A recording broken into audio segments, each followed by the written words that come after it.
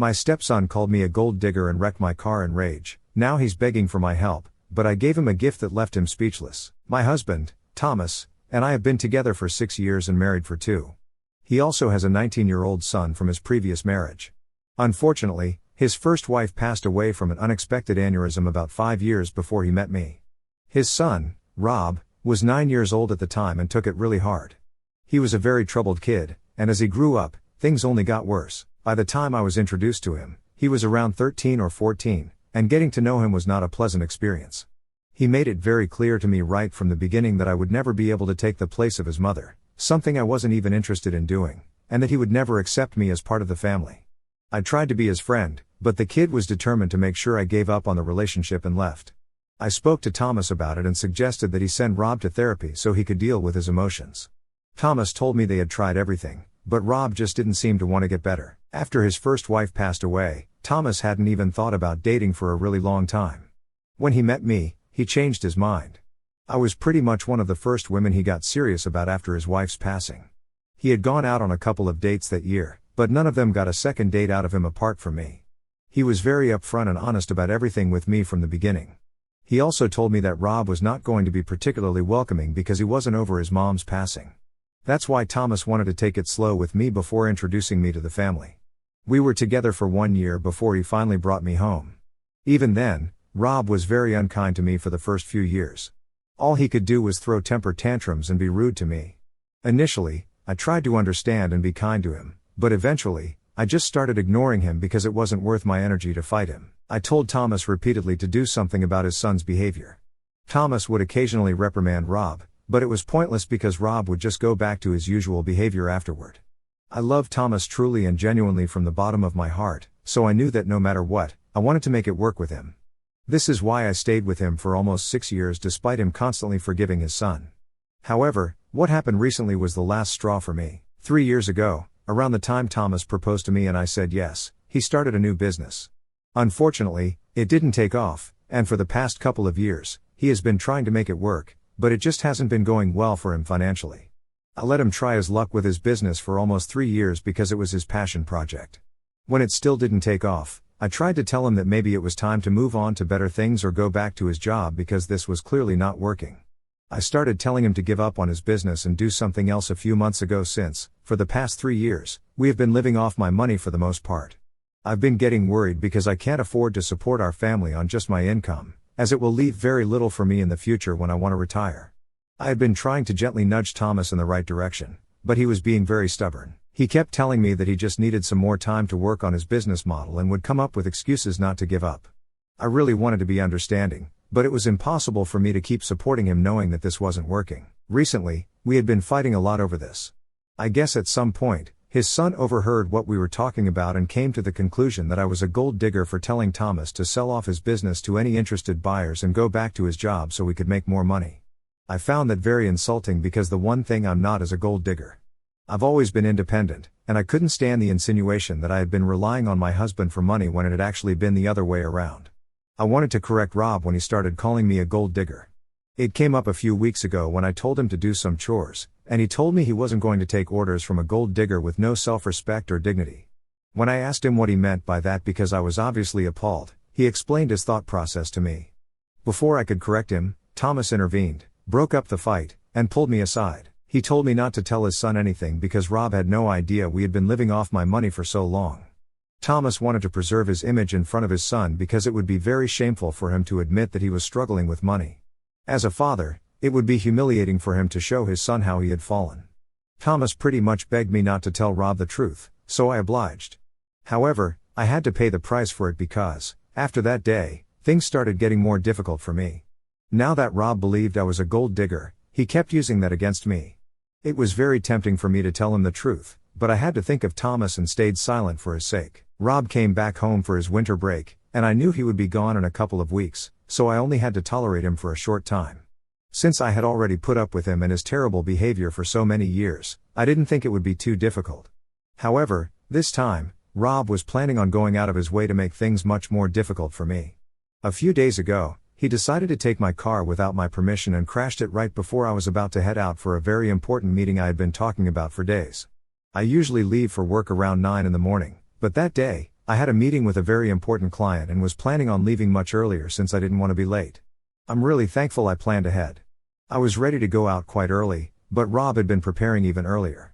When I came out to check my car, I saw there was a huge dent on the hood, and the sides had been scraped terribly. I was devastated and even more upset by the fact that Rob was standing beside the car with the keys in his hand and a proud smile on his face, like he thought he had done something great. Neither my husband nor I had left for work at that time.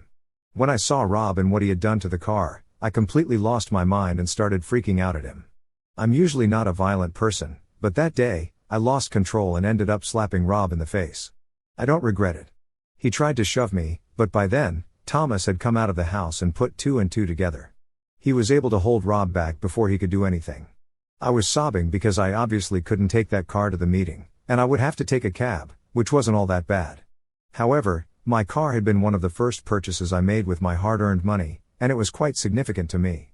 Also, taking a cab to such an important meeting with a high-profile client would look a little odd.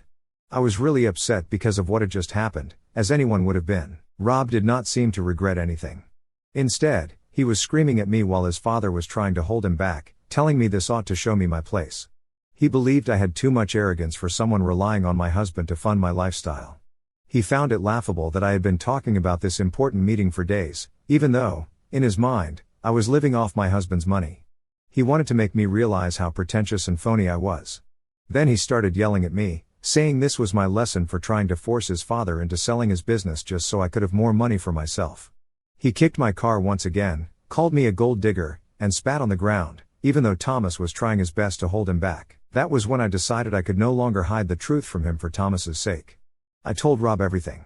I tried to rub it in his face and be as nasty as I could because I felt he deserved it. I didn't even care that he was just 19 and I was a grown woman arguing with him. At that moment, I just wanted to hurt him. I told him how his father's business had been failing for the past 3 years, and I had been the one carrying their dead weight. Instead of being grateful to me, he had tried to sabotage me. I also told him I was the one paying his college tuition so far, and even though his father had promised to pay me back as soon as he could, it didn't matter because I was the one doing it right now. He had no right to speak to me that way or call me a gold digger because, if anything, they were the ones who needed the gold, not me. I could see on his face that he was shocked beyond belief and practically frozen in place. So was Thomas. Then I wiped my tears and started walking away while booking a cab for myself so I could head to the meeting.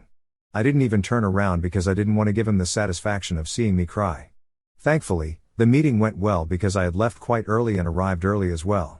I had enough time to compose myself and put on a professional face. My decision to travel in a cab instead of my own car didn't seem like a big deal, so it was probably just in my head. When I came back home, I saw that my car was still in the same position. I called my friend who runs a car repair shop and asked her to deal with it. I don't know why, but seeing my car in that condition made my heart break again. I decided not to go inside the house. I got another cab and went straight to a nearby hotel. I haven't been home since then. The condition of my car made me realize just how disrespected I had been in my own home, all because Thomas couldn't stand up to his son. I had had enough. There was no way I could go back to that house and try to make things right with them because they definitely did not deserve it. That day, I kept waiting for at least Thomas to call and check up on me after I returned from my meeting and went to the hotel, but even that didn't happen. The next day, when I woke up after a night of crying myself to sleep, I decided I couldn't live with these people anymore.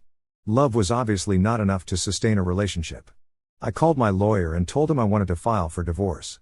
Then I called my brother and told him I wanted him to go to my house, pack certain things, and bring them to me because I didn't even want to see Thomas or Rob.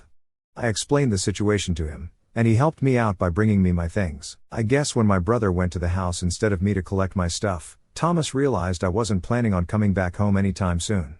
He and his son started bombarding my phone with calls and texts. I muted all the notifications from them because I didn't want to think about them, but I didn't block them because I wanted to know what they had to say. Before going to bed, when I finally decided to check the messages they had been sending me, I realized they were just trying to apologize and tell me they were willing to make everything right again. All I had to do was come back and speak to them once. I had expected that from Thomas, but the fact that even Rob was apologetic and trying to tell me he was ready to apologize and change as a person really took me by surprise. However, I wasn't going to be fooled so quickly. It was evident to me that they were only contacting me because they needed me to be there for them. If Thomas had really been sorry, he would have contacted me the same day and apologized for everything. He wouldn't have had to wait to realize I wasn't coming back home to apologize to me. In fact, even when I didn't return that day, he didn't contact me. Only when my brother went to collect my things did he feel the need to reach out to me. His apologies felt very hollow and meaningless to me. As for Rob, I didn't even need to think twice about why he was apologizing to me. I figured out he needed a way to pay for himself through college, and so far, I had been the one paying his tuition. He still had 2 years to go before he graduated, and since Thomas couldn't exactly help him out given his financial situation, I was his only hope. Being the lazy brat that he is, I'm sure it didn't even occur to him that he could have worked through college like most of us do or taken out a student loan. I was feeling very let down, even though they had apologized, because I knew they didn't actually mean it. They were just saying it because it was convenient. It took me a really long time to realize it, but I had finally come to the realization that I loved Thomas a lot more than he loved me and a lot more than he deserved. It was about time I prioritized myself and let him go. For the past 6 years, all he had done was make false promises and tell me he was going to make everything right with me and Rob, but he had only enabled him so far. He would only tell Rob to be better, but there were never any real consequences for his actions. That's why, eventually, Rob found the audacity to do something like this and expect to get away with it. I spoke to my lawyer about the divorce, and I also told him I wanted to file a lawsuit against them because I wanted them to pay for the damages they had caused me. After reading those messages and realizing how fake their apologies were, I decided to write back to Thomas.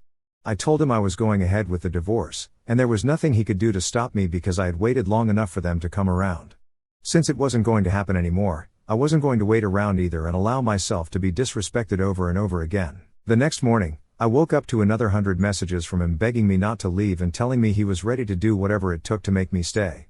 He had also tried to call me several times throughout the night, but since I was asleep and had muted his notifications, I didn't know. At that moment, I started to feel really annoyed because, in his messages, he was acting like he was genuinely ready to do whatever it took. I knew he was just saying these things for the sake of it because he had said them many times before. I had fallen for it earlier, but this time, I decided to tell him I was going to give him an ultimatum. If he was ready to make things work on my terms, then maybe I would come back. In reality, I had no intention of going back because I had made up my mind after great difficulty, and I wasn't going to go back on my word. I just wanted to see what he would have to say about this. I texted him back and told him I would be ready to consider couples counseling and staying with him if he promised me he would never speak to his son again and would totally cut Rob out of his life. I told him that was the only solution to this, and if he was ready to do that, then we could talk. Otherwise, I would go through with the divorce. That was my ultimatum. A couple of hours after that, he sent me another message saying he didn't know what to say to me because all Rob had was him, but he also loved me and didn't want to give up on our marriage. I had put him in a very difficult spot, and he needed time to think.